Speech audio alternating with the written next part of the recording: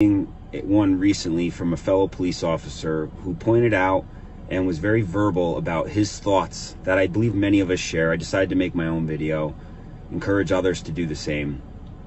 What we've seen in recent months is none other than what I believe is going to be viewed as one of the biggest power grabs in American history. We've seen the Constitution seemingly suspended and constitutional rights of citizens tossed aside under the guise of safety and security, something that we've seen before as well. You know, I swore an oath to the Constitution against all enemies, foreign and domestic, and I stand on that oath, and I will continue to stand on that oath, and there is not a human being that can alter my oath between myself and the Constitution, myself and God. You know, choice means having multiple options. If you find yourself only looking at what you see on one news source or the other, that's not choice. You're just falling in line. You know, I ask every human being and every American citizen to question things and look at them, look at both sides. Anyone that knows me from my political side of my life knows that I don't really walk one side hard left or hard right. I stand somewhere in the middle, a place I am proud to be. But you have to look and at least acknowledge some of these videos like Plandemic, where we have doctors out there talking about some things that are inconsistent with what you're seeing in mainstream media. At least look at it. Look at it and then decide, okay, does that make sense or not, and make a choice. Because that's what freedom's about, choice. But if you're not even watching these things and you're just taking one side and just eating every bit of it and projecting it, then what are you really? Sheep, okay? We look for more than that and expect more. You're supposed to educate yourself before you vote. I always do. I read things. That's part of where I've made it this far in life, and my opinions made because I make them. I judge nobody by what anyone says. I judge them on my own interactions. You should judge this entire situation on your personal interactions and see what you come up with. You know, as far as immune system goes, I find it so troubling that people are so quick to lock themselves in their house for 60, 90 days. Yes, Corona is terrible. Yes, it's killing people, and that scares me. But I always look for a strategy to beat something, not just to barely survive, okay? I'm out there every single day dealing with people and dirty germs, and I've been just fine.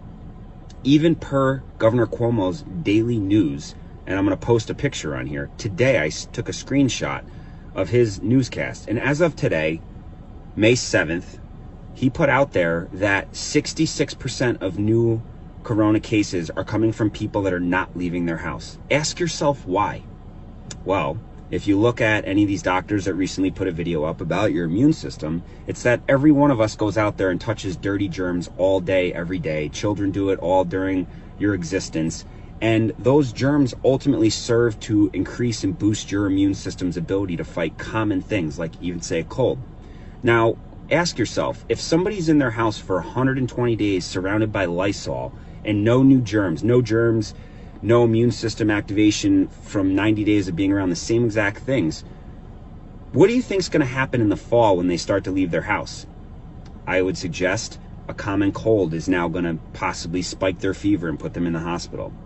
That's problematic. That's going to cause a hospital overflow. Young 20-year-olds that have perfectly healthy immune systems can keep social distancing. I just call that self-respect. But to lock yourself away from society and shut down our economy and deteriorate our entire society's immune systems, it's not right. As of today, 66% of new cases of Corona are coming from people that are from their home, have not left their home, yet they get it. Do they touch groceries? Do they have Amazon still coming to their house? I'm pretty sure they do, and they're still getting it. Those of us that are out here every day have herd immunity. I'm not afraid to say that anymore. The truth is, I remember being sick months ago. I know many people that have, and we're just okay now. Think about that. Think about your own interactions and see if you can really say that you've given this the thought of both sides, or are you just following along? Another thing that should flag to any of us is censorship. I've been censored more times in the last 2 months than I have ever in my life. And when I say censored, I mean I put things on Facebook. I'm not getting a notice that says, hey, you violated our policy, this can't be on there. That hasn't happened to me one time. I don't even know what that looks like. But I know that I've communicated with people, and within a couple volleys of thread in the public setting, the entire thread disappears, and that's just that. Last time it happened to me was yesterday. I was in communication with a young female who basically pointed out some inconsistencies in the media. Scrolling through, I said, "You're exactly right. Look into this." She said something, I said something, entire thread disappeared. She then reached out to me and said, "Did you erase it?" "No, I didn't." She's confused. How did that just happen? That's never happened to her before. I told her, welcome to the club.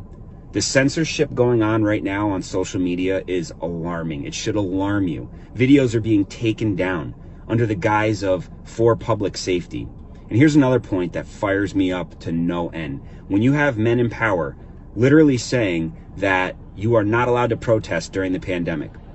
You're not allowed to protest during the pandemic? You're right. You don't want people on top of each other. But then you need to stop making laws and changing things. The entire American system of government is based on the fact that you work for the people. And when you push the people too hard, they come together and tell you you need to knock it off. So when you're saying you cannot exercise that hugely important American right, but you're still continuing to make laws and change things and implement changes that have far-reaching effects, do you see the monopoly here? Don't protest, not allowed to protest, don't leave your house, but we're going to change X, Y, Z. And then suddenly I see Bill Gates, suddenly in charge of New York education. He's got no background in that. He's a good computer guy. I don't buy any of this. You want to change our entire way of life based on something that has a kill. It does kill, but at a smaller number than they've projected. And some people are willing to change our entire way of life. I despise every single time I'm forced as a healthy person to walk around here with a mask on. I don't like it. It's unconstitutional. It is completely unconstitutional.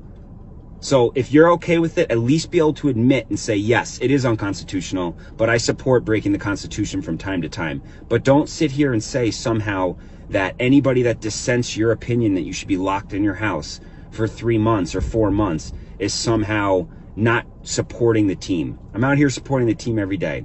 I've served in combat theaters all over this world. And there's that other point I wanted to make.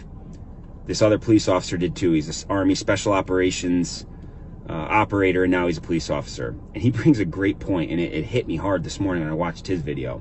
He says flat out, you know, how terrible combat is, and that a lot of these people don't understand how close it could be when you really start trampling on people's rights for them to rise up. That is part of the American spirit. And we're seeing these people start to talk, and the chatter's up, hence, you know, all the suppression on social media. I've been overseas and I've been in combat, and it's terrifying. And I was in a country that has been abused for hundreds of years under a complete and utter dictatorship.